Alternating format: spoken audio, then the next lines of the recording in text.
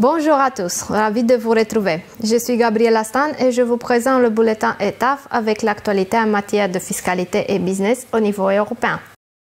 Le 12 mai, le tribunal de l'Union européenne a annulé la décision prise par la Commission européenne en octobre 2017, selon laquelle la décision accordée par le Luxembourg à Amazon constituait une aide d'État illégale en vertu du droit de l'Union.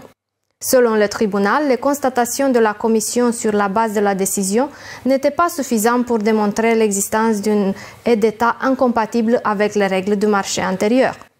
Dans une déclaration commentant la question, la vice-présidente exécutive Margrethe Vestager a déclaré que la Commission étudiera attentivement l'arrêt et réfléchira aux prochaines étapes possibles, y compris un éventuel recours devant la Cour de justice.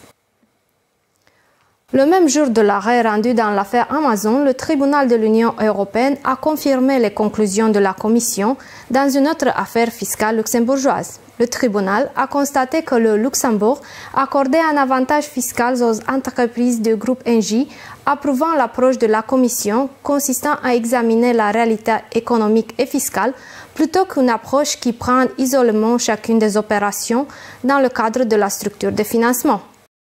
Le tribunal a également approuvé la conclusion de la Commission selon laquelle un avantage sélectif a été conféré à la suite de la non-application des dispositions nationales relatives aux abus de droit.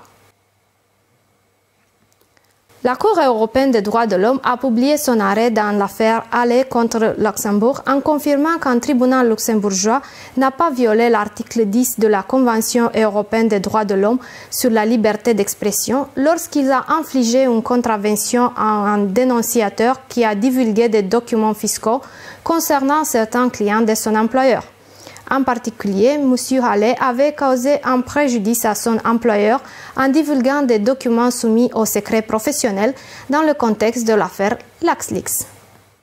L'OCDE a publié un rapport sur la fiscalité des successions dans les pays membres qui présente une analyse comparative des impôts sur les successions, les propriétés et les dons dans les pays membres de l'OCDE.